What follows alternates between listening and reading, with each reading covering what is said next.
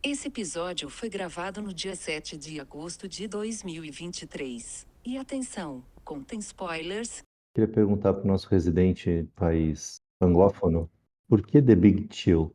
Olha, o chill, ele é uma expressão que você usa quando você quer relaxar, né. Por exemplo, tem uma expressão que as pessoas usam atualmente que é para assistir o Netflix e chill, né. Então você assiste o Netflix e você relaxa.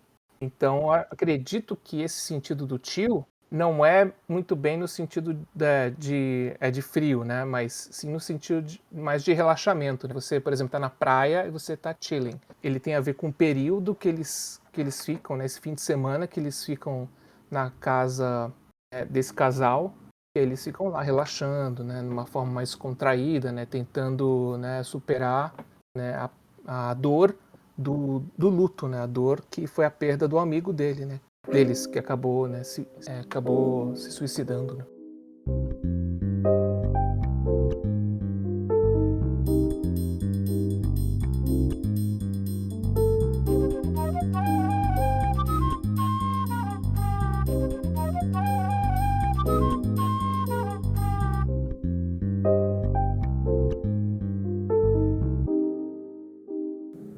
Olá, sejam bem-vindos ao podcast Filmes Perdidos, onde falamos sobre filmes que têm um baita elenco, mas que podem não ser tão conhecidos pelo público atualmente. No episódio de hoje, debatemos o filme O Reencontro, longa de 1983, dirigido por Lawrence Kasdan e estrelado por Glenn Close, Kevin Kline, Jeff Goldblum, William Hurt, Tom Berenger e Meg Tilly.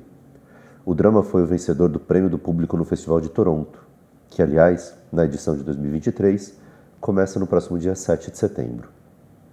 Esse festival é conhecido por trazer filmes que potencialmente são indicados a grandes prêmios da indústria, e não foi diferente com o Reencontro. Ele acabou indicado aos Oscars de melhor filme, melhor roteiro e de melhor atriz coadjuvante para Glenn Close. A história é a seguinte: um grupo de amigos, que estão por volta dos seus 30 anos, se reencontra por conta do funeral de um membro do grupo. Eles acabam lembrando de amores passados, fortes desilusões e improváveis perspectivas de vida, tudo no meio de uma envolvente trilha sonora dos clássicos dos anos 60. Fiquem agora com a nossa conversa, onde eu, Gabriel Campos, troco uma ideia com Juliana Inglese, Estevão Mazuia e Gabriel Escudeiro. Você chegou numa conclusão diferente. Eu estava acompanhando, concordando, mas eu achei que você ia falar que eles passavam esse período para se distanciar das suas próprias vidas, não necessariamente falando do luto, porque por mais que o luto esteja o tempo todo ali envolvido, eu fiquei muito mais com a sensação de que eles estão aproveitando aquele momento para se desconectar do que acontece na vida deles. E aí estava fazendo sentido a questão de relaxar, né, como se fosse uma pausa, um feriado, né? Sim, sim, e eu até concordo com isso também, e eu acho que eles usam isso mesmo como uma estratégia da superação, né? Que é muitas vezes a gente usa, né, de piadas, né, a gente usa de coisas mais descontraídas para tentar deixar o ambiente mais leve, né? E aqui eu acho que eles fazem muito disso, né? Eles ficam fazendo piada, ficam fazendo tentando deixar uma coisa mais alegre numa situação que é extremamente pesada e triste. Na verdade, acabou ficando uma situação totalmente alegre para eles. Eu acho que eles usam isso como uma estratégia para superação. Uhum, sim. Só tem um dissonante ali, né, em relação a isso, que é o Sam, o Tom Berenger, que de Que é de vez em quando ele reclama, né, que é o ator, que o ele fala: "Pô, ator, vocês né? estão fazendo piada demais, pô, não dá pra deixar suas emoções aparecerem, qual o problema de demonstrar que a gente tá triste?". Eu Acho que acho ele é que o único isso que não curtiu muito isso, né. sim, e eu acho que é justamente para também criar uma diferença, né, para não também deixar tudo muito uníssono, né, para deixar uma coisa diversa, né. Cada personagem, se você for perceber, ele usa de um jeito diferente para poder, administrar, né, todo esse sentimento, né. Por exemplo, Tom Berenger, que é o ator, né, ele é mais, né, racional, né, ele tem essa que acredito que ele até seja o que se distanciou primeiro, né, o que ficou mais distante, né, desse grupo, né, por ele ter ido, né, para um lado oposto, né, foi lá para Los Angeles trabalhar como ator e acabou, se adentrando nesse mundo e meio que se distanciou de todo mundo. Então talvez ele seja o mais racional nesse sentido, né. em comparação, a gente vê outros personagens como o Kevin Kline, né, ou o William Hurt, né, que tinham mais proximidade, né, com o nosso amigo Alex, né, que inclusive, né, tem uma curiosidade, né, no filme que o Alex, ele é um ator, né, ele é um ator Uhum, eu vi conhecido, nos né, você sabe créditos. quem Eu é? fiquei esperando ele aparecer, mas não apareceu, né? É. Diz Aparece, que né, todas, aparece o cabelinho dele, aparece, aquele diz que cabelinho dele, todas né. as cenas que ele filmou foram cortadas, né? O começo, né, ele aparece no Não começo, né. sabia. Os É. detalhes, Então, né, mas não o aparece pulso é dele, né, aquele Canela é cabelinho é dele? dele. Diz que teve cenas que ele filmou e todas as cenas que ele filmou foram cortadas no final do É, filme. Usa o cara de cachê se tudo que, era tudo para que ser apareceu usado do uma Kevin cena Costner foi final canela, pulso e franja. é. A cena final era um flashback, né, a cena final era para ser um flashback onde ele aparecia e onde todos os amigos estavam reunidos e conversando. Mas o diretor entendeu que isso não era muito cabível, achou que não ia ficar, não ia se adequar ao tom do filme, então ele resolveu tirar, né? O Kevin Costner, que era amigo dele, né? Acabou não participando ativamente do filme, né? Mas isso foi compensado no futuro. E no Agora, futuro essa ele questão. foi protagonista do Silverado, que foi um filme também aonde ele realmente, né, foi ao estrelato, né? Foi com o Silverado, também do Kasdan. Essa questão do Tom Berenger, vocês discutindo aqui, eu pensei aqui me veio uma ideia, né? Que ele é o cara que simula ele na vida dele, ele é o cara que simula a emoção, né? E então é interessante isso, né? Porque ali ele tá não que as pessoas estejam simulando emoção, mas é um momento em que seria, né, pegar nesse gancho que o Gabriel comentou, né? Então é um momento em que as pessoas estão querendo, sei lá, né, um momento de reviver ali a vida deles e tentar jogar para cima, e talvez ele esteja meio de saco cheio de fazer isso, né, porque ele tá o tempo todo, ele trabalha forjando uma emoção, ele trabalha forjando emoção, ele trabalha divertindo pessoas, então na verdade, enquanto todos ali estão tentando fugir da sua realidade, ele também está fugindo da realidade dele, né, só que ele acaba que a solução a fuga da realidade dele acaba sendo totalmente oposta à dos demais, né. Não, e ele fala que ali era o único lugar que ele podia ser ele mesmo, né? É. Tem uma cena que ele fala isso, né? Que Que ele é o ele, né, todo lugar que ele ia, todo mundo sabia quem era, reconhecia, né? Vê aquela hora do policial lá, que o policial leva o William Hurt até a casa. E aí a hora que o policial vê, não, mas você é fulano? Então, de uma certa forma, ali ele não precisava fingir nada, né, para os outros. Ele podia ser ele mesmo. Mas é engraçado pensar isso em relação à dinâmica de todos ali, porque a gente poderia até compreender ou avaliar de que eles estavam usando algum tipo de, não de máscara, mas de proteção para não se entregarem ao luto, para não viverem o luto. O Harold, né, que é o personagem do Kevin Kline, que é o dono da casa, ele é o que vive mais imediatamente, né, porque é o mais próximo, eles recebem a notícia, ele faz o discurso lá no funeral, e aí logo ele já meio que deixa passar. Por mais que ele talvez ainda esteja sentindo alguma dor, ele tá tocando a vida. Sem contar que tá cheio de gente em casa, então tem que ter um monte de coisa para fazer.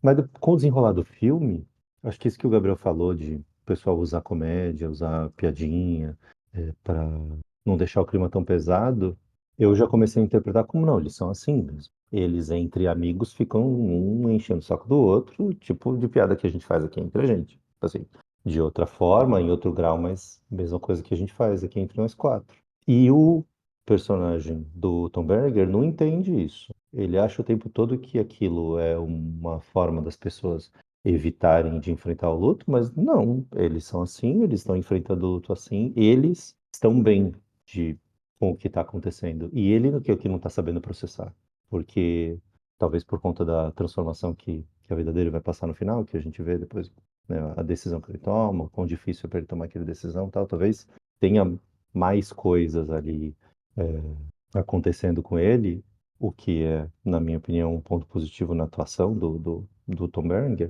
do que simplesmente, não que seja pouco, mas do que simplesmente só o luto. Ele está com muito mais dilemas para serem resolvidos ali do que o luto, enquanto que os amigos, eventualmente menos, ou sabem lidar melhor com isso.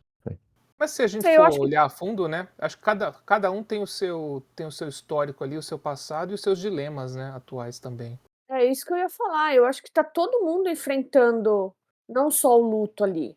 Todo mundo tá enfrentando os problemas. Você pode ver, todos eles têm problemas, Sim, mas eles né? estão Todos enfrentando de eles maneiras muito diferentes, não né? tão felizes na situação que eles estão, né? Então, ao mesmo tempo que eles estarem junto ali é um suporte um para o outro, também desenterrar várias coisas, né? Você vê o personagem lá do Kevin Kline, ele fala, a mulher gostava do outro que morreu, né? Eles eram Uhum. amantes, né? Ela teve um Verdade. caso com ele, né? E a gente percebe que, não sei, de todos eles, me pareceu que ela é a que mais sofre ali, A né? Glenn Close Aquela é, morte, é, né? é, Inclusive é, aquela é onde cena que ela tá no aparece ela Sim, chorando no chuveiro, banho, né? chorando, aquela cena né? do banho, sim. E então, eu acho que ali eles acabam ali desenterrando coisas do passado deles que não sei se eles estavam preparados para desenterrar, para enfrentar aquilo. Deu a impressão até que eles se separaram para não, a gente precisa separar para cada um seguir a sua vida, porque do jeito que tá não tá legal, A né? Eu Karen, fiquei com a sensação que o Sam era o mais imaturo, o que tinha mais dificuldade de lidar com suas emoções, por mais que ele fosse o ator. Apesar do Jeff Goldblum ser o que é representado num quarto infantil, que é é, para dar um ar de esse E é um aqui cara que não eu não sei, amadureceu. eu achei que ele não estava muito nem aí ele é não, o mais imaturo, eu acho, né? o que ele queria era se relacionar lá com a namoradinha do cara que morreu, entendeu? Né, Ele tanto é que queria transar, né? Ele ele levou o chega pacote de camisinha, ele tava ele querendo curtir chega onda. Ele lá e queria ele com fala qualquer assim uma, com qualquer A sim, uma, não só cena, do cara que morreu. a cena ele das chega malas lá revela bastante coisa. e Então, ele isso. fala não, pode falar, Fala, pode falar. conclui, Ju, conclui. Não, ele chega lá e ele fala assim: "Não, hoje à noite eu tenho que voltar, porque eu tenho que escrever não sei o que e tal". E aí a hora que ele percebe que tem a garotinha lá, né, ele pega, ele muda os planos dele, ele liga pro cara e fala: "Olha, não, a menina cega lá pode esperar, ela não vai voltar a ver porque eu passando o final de semana aqui", né, então ele muda todos os planos dele. Então eu não sei, eu achei ele o que estava ali meio que: "Ah, tô aqui, vim cumprir o meu papel, mas tô um pouco me ferrando se o cara morreu ou não morreu", né. O escudeiro trouxe a questão das malas, né? Eu anotei assim, que forma inteligente de dar vários indícios das personalidades ali, né? Porra, Demais. desfazer as malas. É sensacional ali, você. Né? Porque as pessoas carregam. O que a gente leva na mala, né? Diz muito sobre a gente o que a gente leva na mala, né? E a gente vê o povo desfazendo as malas, eu achei aquilo brilhante. Ah, e tem o primeiro plano de cada um que também compõe com isso. Eu comecei a ver o filme ontem e caí no sono, porque era tarde e tal, não... o filme não é muito movimentado. Hoje, ao invés de eu retomar do ponto que eu parei, eu decidi rever. Eu já sabia mais ou menos alguma coisa e vi de novo o prólogo, que é é, a criança na banheira, né, com o casal, o Harold e a Sarah. E aí depois, aquela alternância de imagens de preparar o corpo para o funeral com a apresentação de cada personagem. A forma como cada personagem é apresentado já começa a compor o estereótipo de cada um, que é reforçado depois com o quarto onde eles ficam e o que eles apresentam na mala. As duas coisas compõem perfeitamente o que a gente vai entender de cada personagem. O quarto infantil do Michael é sensacional, né? Mas assim, agora, o que aconteceu com as crianças, né? Porque depois o filho da Sarah e do Kevin Kline lá não aparece mais. Os filhos os filhos do Richard e da outra também, eles estavam no velório. Aí o pai vai embora, mas a gente não vê os meninos no carro. Achei meio...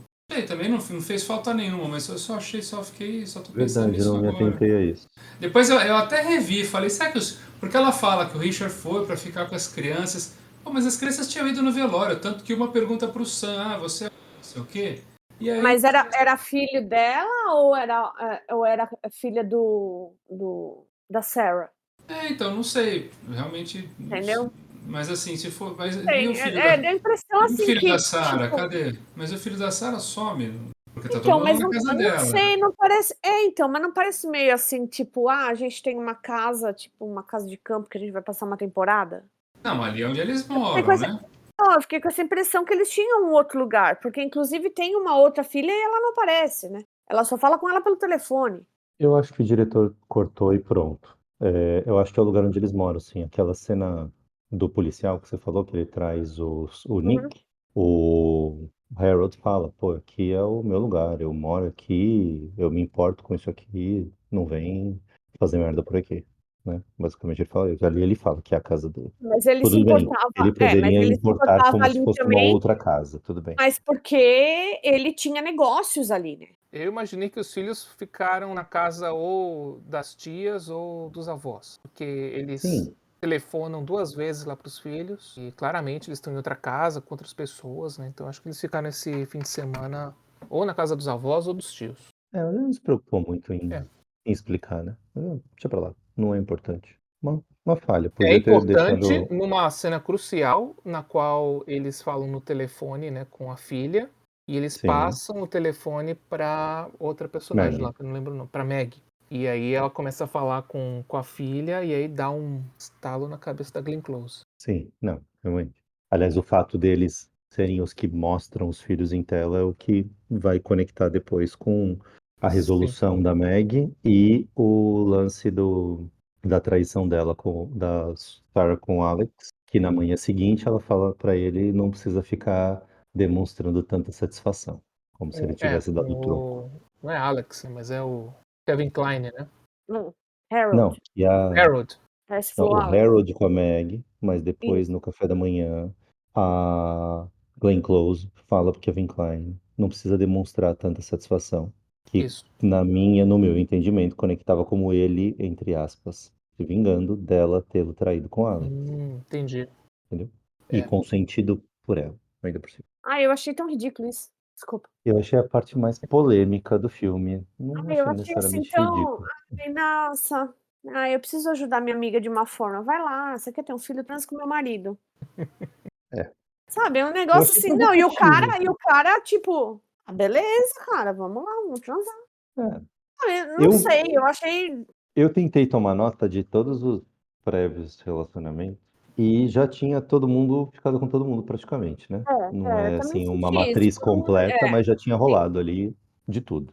E eu achei só provocativo, eu não achei cínico, assim, não achei Não forçado, sei, eu né? achei. Dentro Eu não daquele sei, mundo ficcional, eu achei, bom, eu achei desnecessário, cara, dar o estalo nela. Tipo, não sei, não curti. Outra, qual hum, era o grande segredo do Nick ali? Que eu fiquei o filme inteiro O grande tentando segredo do descobrir. Nick ele era É, impotente. ele sofreu uma ferida na guerra ali e ficou broxa, né? Eu explico. Ele era impotente. Eles dão sugestões, né, quanto a isso, né? Ele revela pra quem? Pra Karen, né? Karen, o nome dela? Não, é a outra, a Maggie. Hum, A Maggie começa com ele, né? Começa com o Nick. isso. Que ela É, fuma maconha no carro começa com dele, e aí ele, aí depois ele à vai ser o noite ela vai no quarto dele. primeiro candidato era ele. Aí ele fala, não, preciso te contar uma coisa. Aí ela dá um e grito, aí né? ela E grita e a gente fala: aí "Meu são os Deus do céu". morcegos. A gente achou que era, mas na verdade eram os morcegos e tal. É, mas aí depois ele conversando com os amigos, eles fazem um tom de brincadeira até, né? Tipo, o Sim, que ela o procura em Sam fala, mim eu não pô, tenho, né? a gente tem que tocar nesse assunto de novo. É. E uma curiosidade, né? Quando eles Ele, vão enfrentar os morcegos, né? Um deles canta a musiquinha do Indiana Jones, vocês perceberam? sim, sim, Uhum. sim. Ele sabe a conexão que temos, né, com Indiana Jones. O Lawrence Kasdan trabalhou, foi roteirista do Indiana Jones, Foi o né? roteirista do Indiana Jones, ele que. Na hora eu não lembrei, eu percebi a musiquinha, mas na hora eu não raciocinei. Embora a gente já tivesse conversado sobre isso em reuniões prévias, mas agora que você falou que eu liguei. Mas na hora da musiquinha eu pensei, né? Falei, bom, é momento, né? O Caçadores da Arca Perdida tinha sido lançado ali há 1 ou 2 anos. Foi o primeiro trabalho do Lawrence Kasdan lançado no cinema, né? Então ele trabalhou em roteiros que demoraram muito para sair do papel, né? Por exemplo, o Guarda-Costas, né? Foi o primeiro roteiro dele que muitos anos depois é que saiu do papel. E ele tinha um outro roteiro também caminhando, né? Rodando aí por Hollywood e aí o Spielberg leu um desses roteiros, achou legal e chamou ele para escrever o Caçadores da Arca Perdida. Que aí depois o George Lucas chamou para escrever o Retorno de Jedi. E essa questão do Nick, pra mim também não ficou muito nebulosa, não, porque eu acho que é no momento que ele tá conversando com o Sam que ele fala que ai, não sei quem que dava em cima dele e ele não tinha, ele fala que não estava equipado emocionalmente para lidar com aquilo e agora o equipamento dele não funciona mais. É. Mas de uma certa maneira eu achei que ele podia ser gay. Ah, olha aí, uma leitura interessante, mas não. Entendeu? Mas como a Ele chave Por isso virou que ele ali, não né? podia. Por isso que ele não podia. Né? Não, E ele várias vezes ele fala que ele amava o Alex, não sei o que, não sei o que lá. E eu fiquei pensando, Mas que meu, ele podia ser será gay que ou que ele ele. se tornou gay, se descobriu gay? Porque ele tinha tido um relacionamento com a Kate no passado. Então, que ele tinha se descoberto mais tarde, entendeu? Por isso que ele não podia transar com a outra lá e falar, não, eu vou ser o pai do seu filho. Não sei, assim, pra mim, Só se isso caberia, viagem pode ser, entendeu? Não, mas você poderia interpretar como uma transformação que aconteceu durante a Guerra do Vietnã. É, porque ele culpa a guerra do Vietnã para isso, né? Então, Mas ele culpa a guerra. tem Eu não que ter sei se ele sido. chega a usar sequela, mas eu É, entendi como se fosse o que o Gabriel falou. eu achei que uma granada explodiu perto dele e ele. Eu Isso, um entendi como tiro, impotência decorrente do ferimento de guerra também tive essa leitura. ou tomou um tiro ali.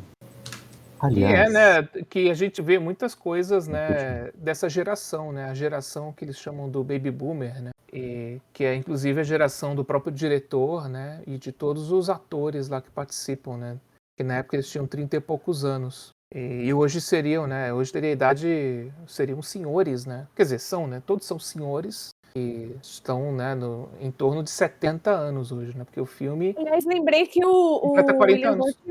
William Hurt morreu, né, o ano passado. Sim. Né? Sim. Nem lembrava. Eu fui confirmar, mas a hora que ele apareceu assim, eu falei, pô, o cara morreu, né? Deixa eu ver quando que foi e tal. Fui ter certeza, na verdade, porque eu falei, pô, será que eu tô fazendo? Não, será que não foi ele, mas Foi Uma infelizmente. coisa 13 de março. interessante, né, que o pessoal sempre fala, né, que o Alex era muito parecido com o Nick. E se você for ver, o Kevin Costner era parecido com o William Hurt, né? William Hurt. Naquela época, pelo menos. Eles eram bem parecidos, então combina bem com o que o filme retrata mesmo, né? Pode ter sido uma adaptação de alguma frase no roteiro só para representar isso. Já que já tinha os atores. Tô tentando às vezes- imaginar quem era o Alex. Eu, putz, Vocês ficaram pensando assim, putz, ele podia aparecer, né?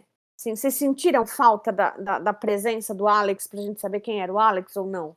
Ah, eu acho que eu já tinha visto Não. o bebê que o Kevin Costner era. Eu fiquei esperando ele aparecer. Mas quando geralmente eu acompanho o IMDb, né? Eu não leio nada sobre o filme, então, mas eu tô vendo o filme e dou uma olhada no IMDb, assim, com uma certa frequência eu vejo. E aí eu fui ver os atores, né? E aí o último era o Kevin Costner e ali falava Alex, né? Falei, bom, ele vai aparecer então, porque o Kevin Costner e tal. Assim, na verdade, eu não tive essa coisa que você teve por conta disso. Para mim só no começo, Ju. Depois eu desencanei.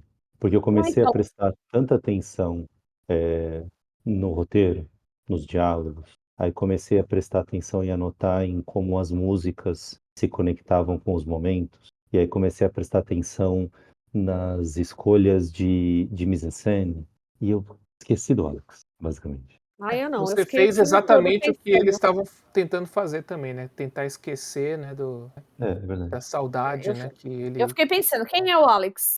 E assim, por que ele se matou? Então, na minha cabeça, o filme inteiro, eu fiquei pensando, por que ele se matou? Quem era esse cara? Essa é uma pergunta mesmo que foi, né, que eu fiquei também matutando durante o filme inteiro, e eu acho que o filme ele não soube trazer muito bem essa questão da saúde mental, né? E das reais motivações para ele ter se suicidado, né? Dá a entender que ele estava muito desgostoso da vida e que ele estava arrependido de ter negado uma certa bolsa de estudo numa universidade. Eu entendi que Mas ele estava em depressão. Era um sim, quadro de depressão que caiu nisso, por mais que não tenha sido explícito. A fala da Chloe na cena final, aquela cena deles todos lá na sala, que eu achei a melhor cena de todas, junto com a cena do café da manhã, é, ela fala que ela sempre gostou de pessoas tristes. Para mim, meio que cravou isso. Puta, ele estava totalmente deprimido, estava construindo um lugar para eles morarem absolutamente isolado de tudo. Nada tinha, ele tinha conseguido encontrar prazer na vida, tinha abandonado para trás, talvez por conta desse negócio da bolsa, tudo que ele tinha de potencial. E aí Foi ao limite da depressão. Foi a Chloe, inclusive, que lidou de uma forma totalmente inversa da depressão, né? Ela tem um ar mais positivo, né, para as coisas. Eu achei ela meio desconectada.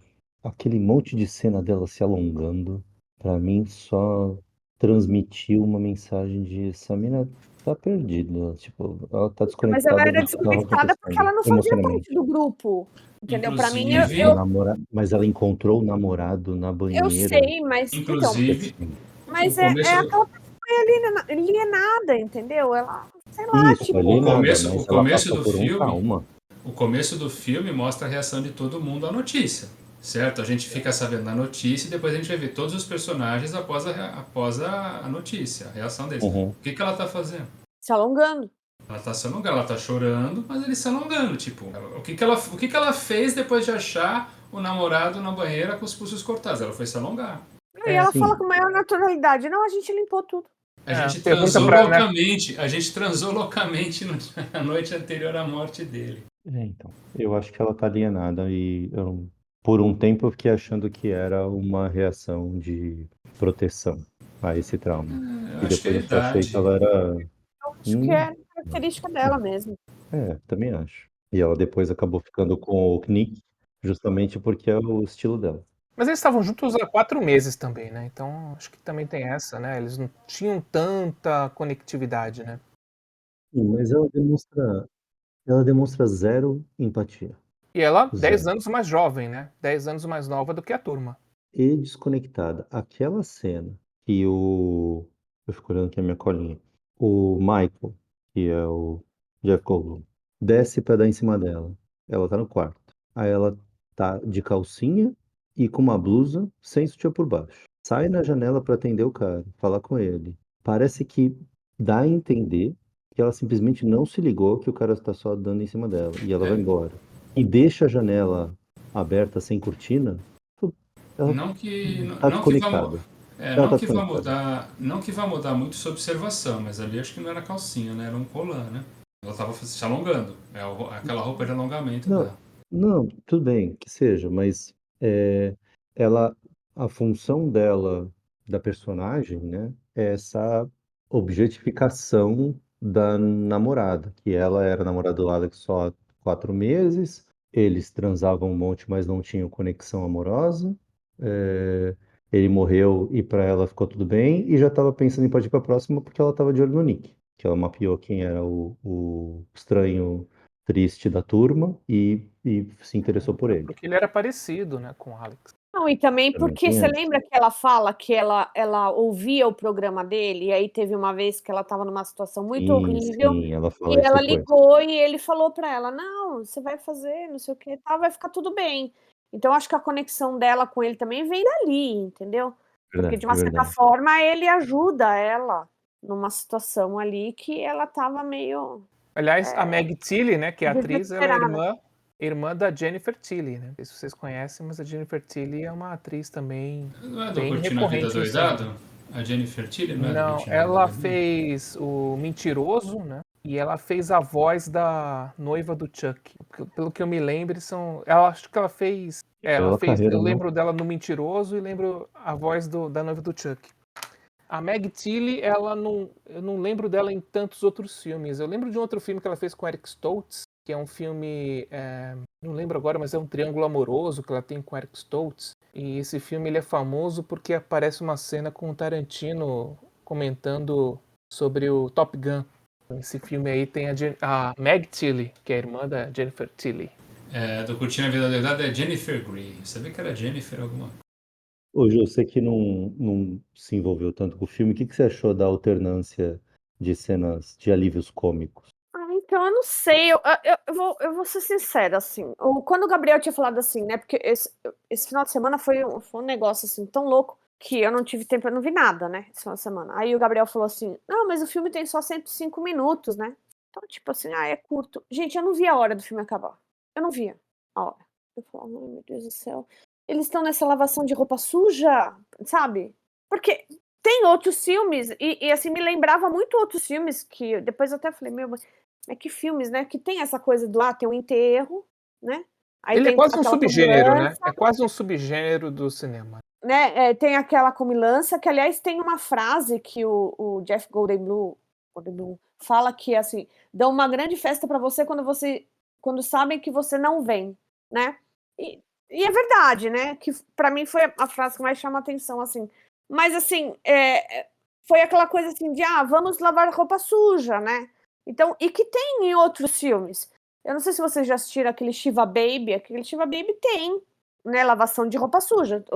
Tudo acontece porque uma pessoa da família morre, e aí tem o enterro, e aí tem lavação de roupa suja, né? O próprio Hereditário tem lavação de roupa suja, tem uma morte, e por causa dessa morte começa a desencadear um monte de lavação de roupa suja.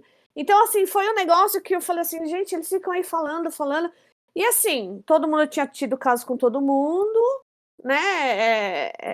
Era o amor livre, entendeu? E aí, vamos tentar solucionar. Então, a mulher era super infeliz no casamento, ela gostava do outro, mas aí ela vai lá, ela transa com ele e acabou, era só isso que ela queria. E aí, vou voltar para o meu marido, né? Então, não sei, eu achei assim, mesmo você fala assim, as piadinhas, as coisas assim, para mim, eu falei, tá, bora.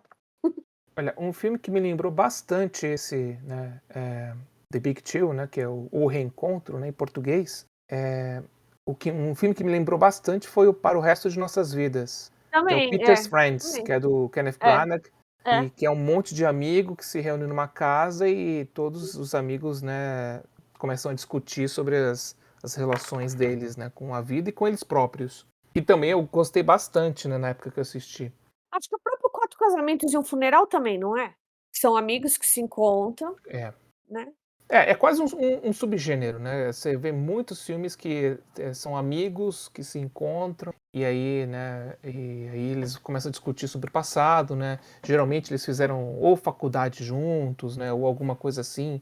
E aí eles acabam se reencontrando, né? Às vezes é quando comemora 20 anos do high school, né? Eles se reúnem, aí eles começam a falar sobre a vida deles amorosa, do que aconteceu, o que cada um, né? Um foi bem sucedido, o outro não tanto. Então acho que tem muito dessa, né? E esse é um deles, né? Eu acredito que esse tenha sido um dos primeiros, né? Porque um filme de 1983, né? Geralmente a gente conhece filmes que é um pouquinho depois, né, dessa época. Então eu acredito que esse tenha sido um dos primeiros, né? A tratar sobre esse assunto dos amigos reunidos, né? E discutindo sobre coisas, né, do passado. Inclusive porque a gente não vê nenhum protagonista mesmo, né? Você vê que é um ensemble mesmo, né? Os oito atores, eles têm um papel igualmente importante na trama, né? Eu gosto desse tipo É. de filme. Eles chamam de ensemble, né? Que é uma coisa que tem muitos personagens, né? E todos eles são importantes, que nem Friends, né? Friends, todos os 6 lá do seriado são importantes. Aqui, no caso, são 8 pessoas.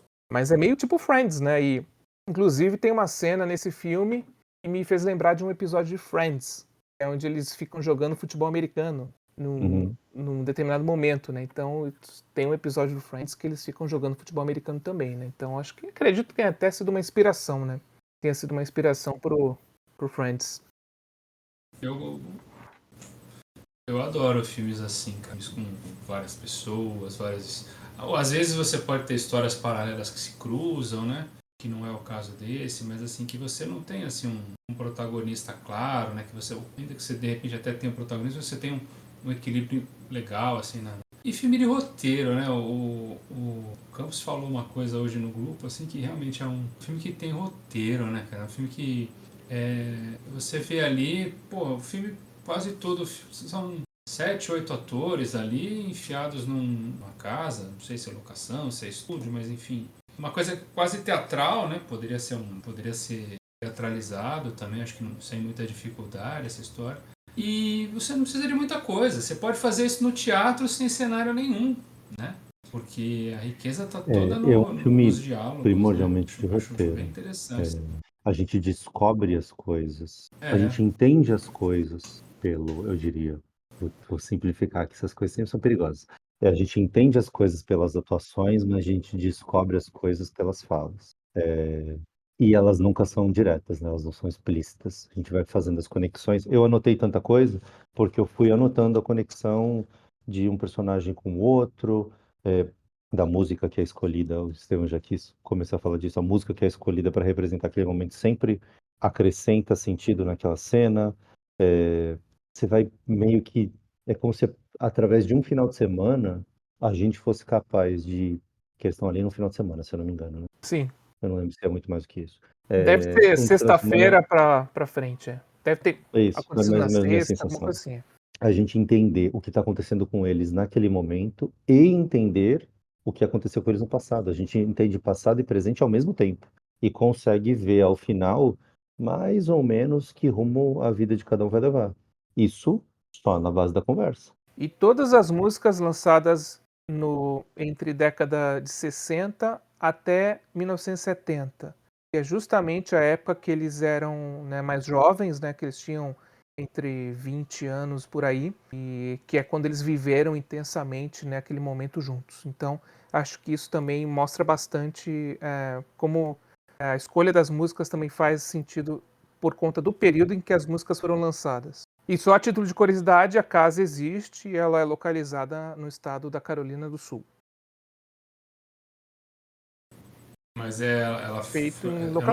locação, então o filme é Não feito é em estúdio, locação. não. É locação, a casa existe e foi feito lá mesmo. Acredito que talvez, né, as internas, né, talvez influíram alguma coisa para demonstrar o interior, né, da casa, mas as partes externas onde mostra a casa, ela existe, tá lá.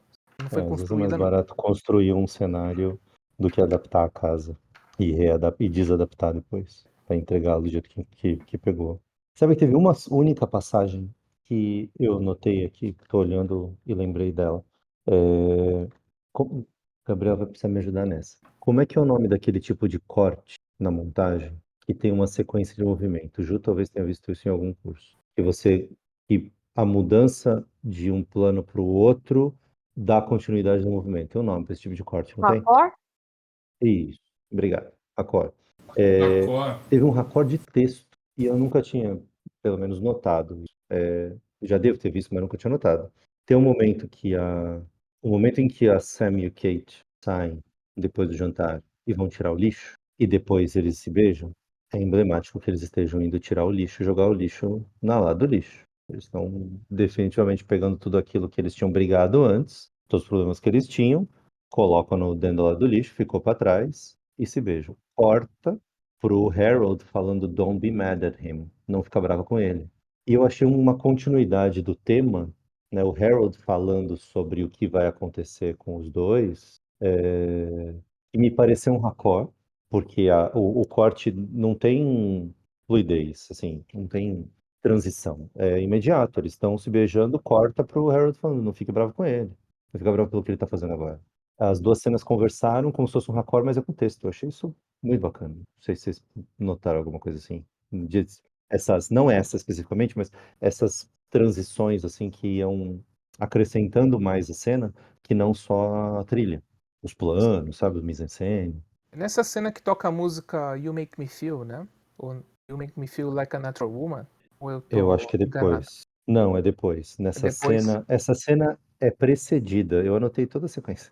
É precedida por Bad Moon Rising, que abre com I See Trouble on the Way, e na sequência vem When a Man Loves a Woman. Mas aí é a Sarah olhando pro Harold quando ela vê como é que a bagunça que tá rolando, ela olha pro marido, tem a cena do telefone com a filha, aí ela começa olhando assim, meio concentrada, e aparece o Harold e traz um subtexto de que essa decisão dela de Ajudar a amiga, né? ajudar a amiga com o marido não tem cinismo, porque ela realmente confia por muito amor e tal. Esse lance que a Ju falou que achou desnecessário. Ai, gente. Um pouco, é um pouco Ai, deixa eu ajudar minha constrangedor, amiga. né? Ai, amiga, você Ô, faz Ju, assim, ó, é transa com cinema, meu tá? marido. Ai, eu sei, mas É eu ficção, sei, mas é um negócio não é assim, ó. Star Wars, mas é ficção. Mas Mano, você podia ter. Eu não será que, sei, eu achei será que assim isso não meio tem uma. que. Né, parece assim que, como se dissesse assim, não, eu sempre traí o meu marido, então deixa eu deixar ele transar com a minha amiga, que é como se eu tirasse a culpa das minhas costas, entendeu? E não Será que precisava. é um sentimento daquela revolução sexual que teve? Não sei se é nos anos 60, e era uma coisa mais, né, livre, né, pessoas, né, namoravam mais livremente e não sei, alguma tentativa de resgate, né, a esse comportamento, né, não sei, né? Talvez a, o filme tenha tentado trazer uma mensagem, né, de que o casamento pode ser aberto, né, pode ser uma coisa mais, né, E o Teve cara mais desse nem livre, jeito nem mesmo. mas, né? titubeou, né, porque você vê os outros o outro que ela tentou lá, o cara: "Ah, não sei o quê e tal", e tinha Não até uma meio hesitou, química, né, entre os 2 ali, né, tal. Agora esse aí, cara, "Ah, vamos", vai ver, ele tava só esperando a mulher ter ah, essa ideia, né? Falou, opa, claro, entendeu? é pra já. Isso aí eu Não. Tentem nunca ver tive. pelo lado Mas romântico, não no sentido o amoroso, no marido sentido idealizado. o marido o Richard, né, que é o marido da Karen, que é uns 10 anos mais velho que a turma, ele não se adaptou muito bem, não. Ele achou a turma um pouco, né, acho que, não sei, né, esquisita demais, né? Não tão conservadora quanto ele, né? Então ele era um cara mais, né, mais linha dura, né? Ah, ele era um chato, né, É, cara. Desde o começo ele fala: "É, os seus amigos não são como que você descrevia, né. Como que será que você me descreve pra eles?". Puta cara chato, cara. ele já devia ter E lá com aí seus ela 40 e fala, né: poucos "Não, eu anos. tenho certeza que ele não me trai, né". "Ah, por causa da herpes, né". E ela tá passando baseado, assim, aí o cara tipo: "Opa, nem quero". Ah, não, ele acordar de madrugada pra comer um pão de forma com um copo de leite. Com maionese, né, cara, não tinha nada no pão, É, era pão, maionese e um copo de leite. não, é estereótipo em cima do estereótipo, óbvio. Aliás, depois, quando eu fui rever a abertura, ela, quando recebe a notícia, ela tá sozinha, né? Ela tá na cozinha. Ela fica meio surpresa, né? Aquele choque de receber a notícia. E depois ela chega na casa da amiga, ela tá arrumando a cama para se preparar para dormir à noite. E ela fala: Nossa, eu nunca tô sozinha. É, eu parece que eu nunca consigo descansar, que a minha vida não me permite. Sempre tem criança, tem marido, tem alguma coisa.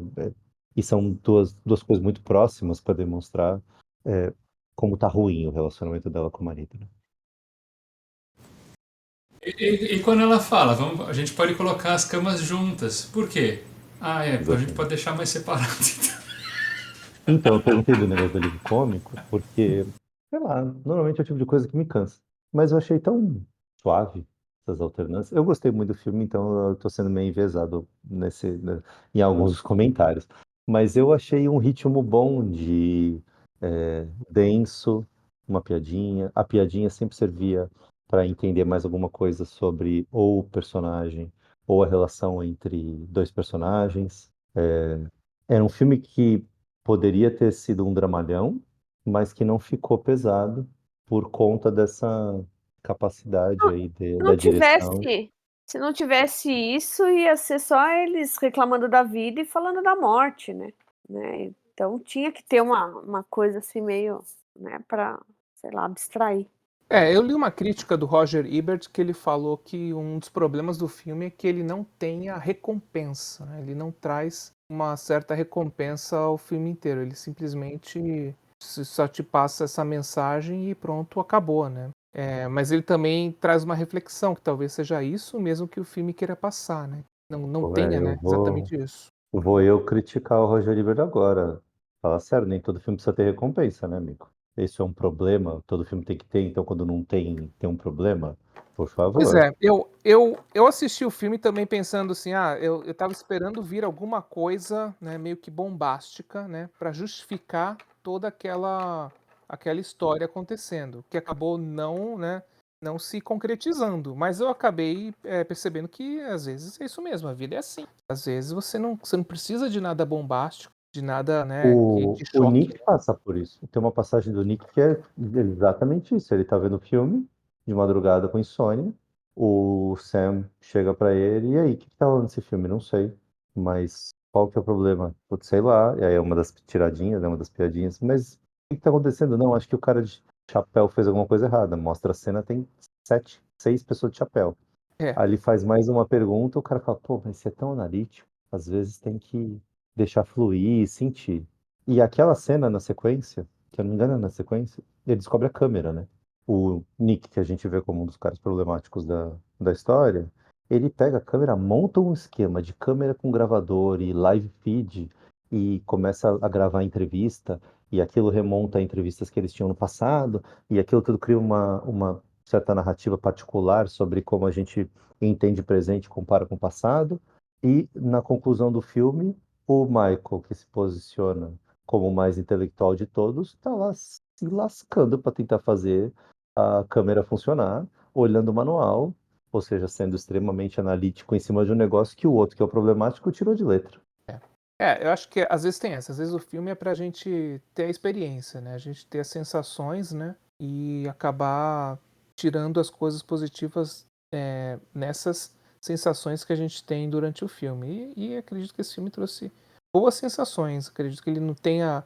Ele não é aquele filme que te deixa pra baixo, né? Ele não é. Embora, né, o tema seja bem pesado, ele não te deixa pra baixo, né? Ele acaba terminando uma coisa bem. Num tom bem elevado. Eu achei interessante isso. Embora eu acho que foi uma conclusão meio abrupta, mas é um abrupto que não é negativo. Pois é. E o filme termina com a música do banho do filho da Sarah do Harold, Ah, é? fechando o ciclo e volta. É a música que toca nos créditos, é a música que o menininho tá cantando na banheira. Jeremiah was a bullfrog. E aí meio que fecha esse ciclo da, entre aspas, felicidade que ele estava no começo, antes da notícia Eu da anotei aqui morte. que era o Joy to the World. Não é o Joy to the World que toca? A música final começa com ele falando Jeremiah was a bullfrog. No começo ele tenta falar, né, Jeremiah was a bullfrog, o menino. E é exatamente o primeiro verso da música no final. Ah, tá. Eu não notei o nome da música. Tô falando só do. Ah, é É o nome da verdade. A música? música é Joy to the World, agora realmente. Mas eu tô lendo aqui que ele tem uma. O início é o Jeremiah was a Bullfrog. Realmente, é o começo da letra. Que é o que o menino tenta cantar. Eu não sei o que. Não fui atrás do significado em si, mas pra mim só fechou a mensagem. Voltamos pro começo. Passou tudo. Eles estão. Tem bastante felicidade na cena do café da manhã, né? O Michael fala: ah, não, a gente nunca mais vai sair daqui. É. E tem um significado, né, de ser o Michael, né? Porque o Michael é o mais brincalhão, né? É. E é o que. Ele foi justamente o que encerrou lá o filme, né? A última frase foi a dele, né? Num tom de brincadeira, né? Pra terminar bem, né? Terminar todo mundo rindo, né? Aquela coisa, todo mundo rindo, igual aqueles antigos episódios de sitcom, né? Todo mundo rindo no final. Achei que você ia falar igual alguns podcasts que tem por aí. Também, é. Todo mundo viu o filme em inglês? Eu sim. Tinha Eu a vi o filme versão dublado. dublada? Ah. Na, Dublado? E na aí? Apple TV não tem Claro que tem. legenda em português. Ah, Só tem legenda em eu vi com inglês, legenda em legenda em inglês. grego, legenda em tudo, mas em legenda em português Nossa. não. E aí eu vi o filme dublado. E filme E como. dublado piora muito pra mim. Ah, Aí a gente pode É, também aí relevar um pouco, complicou, né, a né? A sua avaliação opinião ficou negativa, talvez comprometida. tenha muito a ver com o fato de você ter visto dublado, né? E um mas filme isso recheado de só. diálogos, né? Não, mas só. Como é que é? Potencializa a experiência de ver um filme dos anos 80, né? Aliás, se alguém da Apple TV um dia ouvir o nosso podcast, por favor, gente, o que custa uma legendinha em português? Às vezes a gente tá na correria, não dá pra ver o filme em inglês Não. sem legenda ou com legenda em inglês. Imperdoável. Se tá disponível no Brasil, tem que ter legenda em inglês e em português, ponto final. E outra, tá pagando, né? Sim, e ainda tá Tá pagando. alugando, né? Não é baratinho não, cara, R$11,90. E a Paradiso aqui tinha. Eu não aluguei porque tinha na Apple. Não tinha pego na Paradiso. Eu ia falar, e é só. Eu não sei quanto mais vocês querem falar, já passamos de uma hora, mas eu achei aquela. Eu falei que eu gostei muito de duas cenas, para mim, se destacaram.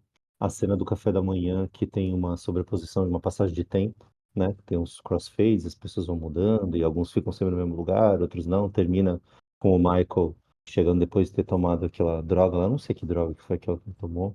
Copiou do Cidade de Deus aquilo ali. Copiou do O Lawrence Cidade de Deus, Kasdan é. Filme de copiou 40 do anos, Meirelles. copiou. É a cena que eles ganham os tênis, não é?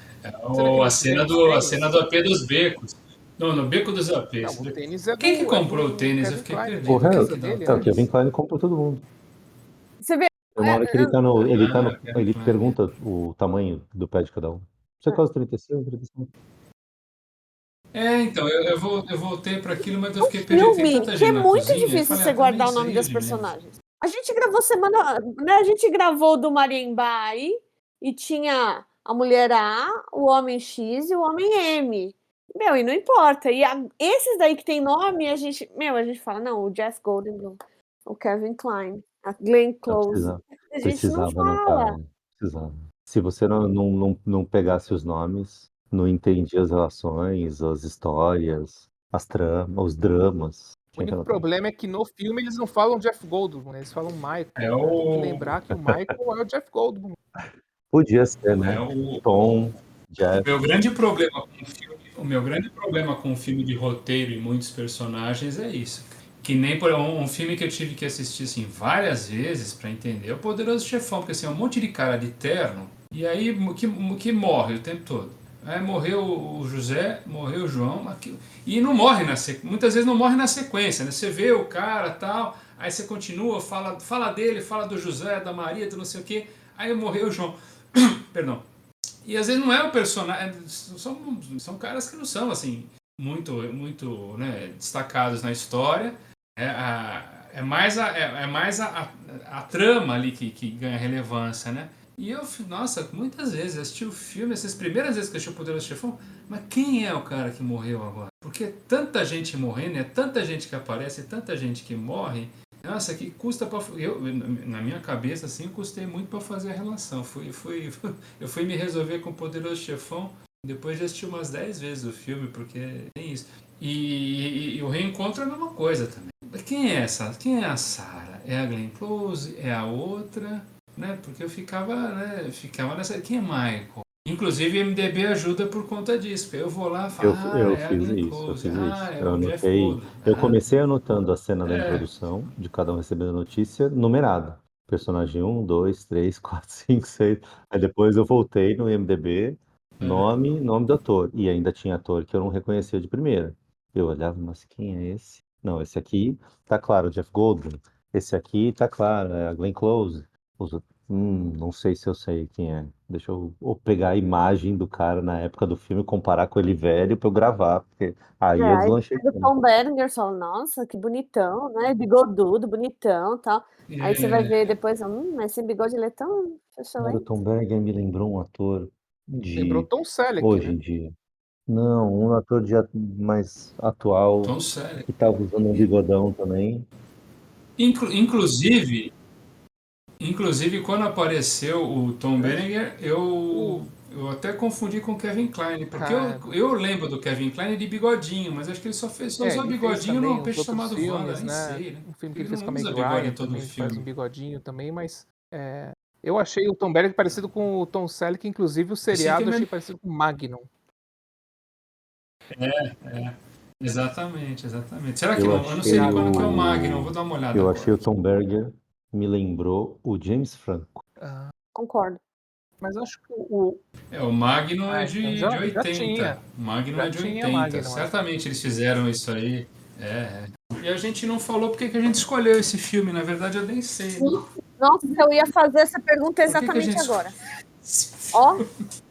pensamos junto. Essa Gabriel responde, Por que foi a gente escolheu a esse sugestão filme, né? A dele. gente tem um critério de escolha de filmes, né, que a gente sincroniza, né, os nossos debates com algum festival que está rolando no momento. E no momento de divulgação dessa nossa conversa aqui vai estar rolando o Festival de Toronto. Então a gente, né, costuma verificar os antigos participantes, né, de preferência vitoriosos, né, do festival. E a gente viu que este filme, O Reencontro, ganhou um prêmio no Festival de Toronto, acho que foi o prêmio do público, se eu não Do me engano, público. né? Prêmio do público no Festival de Toronto, que eles chamam de People's Choice Award, né? Que é o principal prêmio do Festival de Toronto. E eu acredito que ele até retrata um pouco, porque cada festival acho que tem uma certa característica. Então eu acredito que o Festival de Toronto tem essa característica, né, de trazer filmes com atores mais consagrados ou que tenha potencial, né, de serem bem populares, né, de uma forma mais do mainstream, né, da forma, né, na qual Hollywood, né, se encaixa melhor, né, trazendo atores de renome, né, potenciais vencedores de Oscar também aparecem nesse festival. E a gente, né, realmente, no caso do Reencontro, a gente viu que ele teve 3 indicações ao Oscar. Melhor filme, melhor atriz coadjuvante para Glenn Close e melhor roteiro, né, para o Lawrence Kasdan e a Barbara Benedek, que foi a ajudante dele, né, eu vi que ela era a esposa do advogado dele, né, que ajudou ele no roteiro. E aí ela também participou futuramente, ela participou de outros filmes também, como por exemplo a refilmagem de Sabrina, né, que é aquele filme com o Harrison Ford. Mas não tem muitos filmes, né? O nome principal que a gente vê aqui mesmo é do Lawrence Kasdan, né, que é o roteirista, né, das franquias, né, do Indiana Jones, né, Star Wars, e acabou fazendo uma dezena de filmes depois do futuro. Pegando esse gancho, você comentou do Oscar, né? Eu tô aqui com o livro do Fernando Albali na mão, Tudo sobre o Oscar, e ele sempre dá uma contextualizada nas cerimônias, né? Ele menciona que foi a impressão da época foi surpreendente que somente eu a ia Glenn falar Close isso. tenha sido Eu gostaria indicada de pro saber elenco do quem Reencontro. foi que deixou ela pra trás. Porque eu olho as atuações e, sei lá, fiquei lembrando do Succession, sabe? Que todo mundo tinha que ser indicado. Olha, o filme foi o ano do Laços de Ternura, né? Então, as indicações eram, além do Reencontro e do vencedor Laços de Ternura, tínhamos o Fiel Camareiro, de Peter Yates, Os Eleitos, e A Força do Carinho, que é bem fraquinho. A Força do Carinho Vê as já estive bem indicações de fraquinho. Laços de elenco. Ternura Vê até as de elenco, de melhor ator e melhor atriz. então, aí de ator. Então, ator. É que ator, esse filme, para ter indicação para ator e atriz, ia ser bem difícil, né? Mas ator realmente foi o Robert Duvall por A Força do Carinho, que é uma indicação é um prêmio de carreira, né? Porque esse filme é bem fraquinho mesmo. Tivemos o Tom Courtenay e Albert Finney pelo Fiel Camareiro, Michael Caine por Despertar de Rita e Tom Conte por Amor e Boemia. Não vi nenhum desses aqui. A atriz foi a Shirley MacLaine, Laço de Ternura, que ganhou. Tinha Mary Streep, Retrato de uma Coragem, que eu não assisti, Julie Waters, Despertar de Rita, Deborah Ringer, Laço de Ternura e Jane Alexander em Testament, também. Aí os coadjuvantes, o Jack Nicholson por Laços de Ternura, tínhamos o John Lithgow também por Laços de Ternura, Sam Shepard por Os Eleitos e Charles Durning por Sou ou Não Sou e Rip Torn em Cross Creek. Realmente foi um ano curioso esse ano. A atriz coadjuvante ganhou a Linda Hunt por O Ano em que Vivemos em Perigo, que eu não assisti. Tivemos a Cher por O Retrato de uma Coragem, Alfred Woodard por Retratos de uma Realidade e Amy Irving por Yentl, que se pronuncia, da Barbara Streisand. Yentl deve ser, né? E a Glenn Close. Foi um ano assim, de uma forma geral, assim, foi um ano meio fraco do Oscar, né? E esse filme poderia ter tido uma sorte melhor, realmente, né? Não, assim, eu tô falando sem ter visto os filmes, mas assim, eu não vi os filmes. São filmes que não é só eu não vi, são filmes que eu nem Laços de conhecia Ternura, a todos os outros existência. podiam estar no Filmes Perdidos. O Ano em que Vivemos Perigosamente é um filme muito bom. Mas Não, eu Os acho que Eleitos, a Glenn Close ter é um sido. Só filme a que tem Glenn uma Close ter certa... sido indicada nesse ano por The Big Chill, eu acredito que tenha a ver com o histórico também, né, das premiações. Porque a Glenn Close foi a única desse grupo que também tinha sido indicada no ano anterior pelo Oscar também, pelo Mundo Segundo Garp. Mundo Segundo Garp, né? Eu vou falar roteiro aqui também, né? O roteiro, a gente teve A Força do Carinho. Esse eu assisti, posso falar, cara. Agora que eu conheço o Reencontro, não dá pra Força do Carinho ganhar o Oscar de melhor roteiro. Teve também o Fanny Alexander, do Ingmar Bergman, que eu não assisti, mas imagino que deve ser um roteiro bem melhor também do que... E aí teve esse Retrato de uma Coragem e Jogos de Guerra. E o Reencontro foi o que levou levou do sindicato, né? Ganhou o prêmio do sindicato. Os Jogos de Guerra é o filme do Matthew Broderick, filme bem famoso do Matthew Broderick. muito Aquele do videogame? E o outro lá é da Meryl Streep, né? Eu não lembro em português, mas Silkwood é um filme da Meryl Streep também, do Mike Nichols, que é um diretor bem famoso também. O roteiro da Nora Ephron. Tomei um banho de Mike Nichols esse fim de semana, inclusive. Inclusive, você falou da Nora Ephron e tem A Difícil Arte de Amar. A Difícil Arte de Amar, ela escreveu um roteiro biográfico. É um roteiro autobiográfico, é. Que o Jack Nicholson quis trabalhar porque ele queria filmar com a Meryl Streep. Isso foi 1 ou 2 anos antes do Iron Weed, que ele fez dirigido pelo nosso Babeco, que eu estou assistindo. Comecei a assistir ontem e não terminei. Filmes que estavam no watchlist. E o Reencontro está, não posso deixar de falar que o Reencontro está na lista dos 1001 filmes para ver antes de morrer, Bingo. do Stephen J. Schneider. Não posso, senão não sou eu. Se eu não falar isso, não sou eu. Horas bolas. Que é um critério, não é um critério para nossas escolhas, mas é um norte. Adoro que você reforça isso todos Ele os tem os seus episódios motivos para para estar na lista, garantir né? que a gente não esquece de ir pra próxima. A gente tem que aproveitar, né? Só se vive uma vez, né?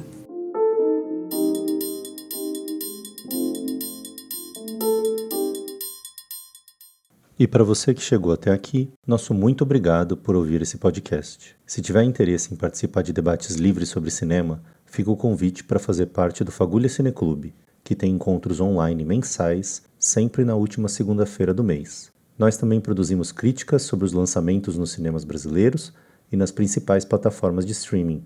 Venham nos conhecer. Acessem www.cinefagulha.com.br ou nas redes sociais no @cinefagulha. Até o próximo episódio, com mais um filme perdido.